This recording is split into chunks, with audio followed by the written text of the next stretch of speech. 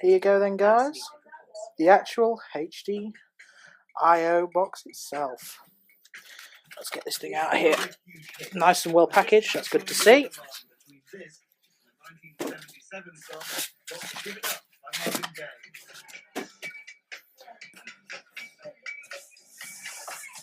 Nice and well packaged, well sealed. Here you go then, guys. HD I/O. 16 in, 16 out. Absolutely beautiful form factor. Obviously rack mountable. There you go then, guys. Around the back, you can see you've got your analog inputs across the top, 16 in, and then down the bottom your 16 analog outputs. Very nice. Next to that, you've got the two mini Digilink ports at the bottom with an accessory port, and above there your two AES, AB, EBU ports in and out, plus then 8 optical in and out, which is really handy, connecting external mic pre's digitally. And you've got your work lock and loop sync and SP diff, and obviously your mains power, all in a very nice rack mount package. Beauty.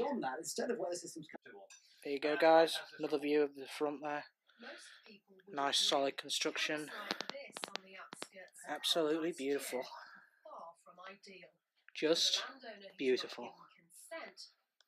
And for all you fans out there, good news, big clunking power switch, beautiful. There you go then, guys, the whole bundle as it's come. There we go, got the HD native over here, got the nice HD software, full lock there, very nice.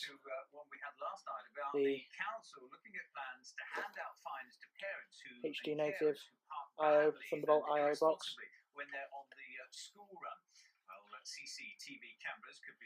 With its nice audio file headphone. The pot on this feels really nice quality as well. Not all crappy cheap as well. It's got a nice feel headphone pot, obviously with its push mute button.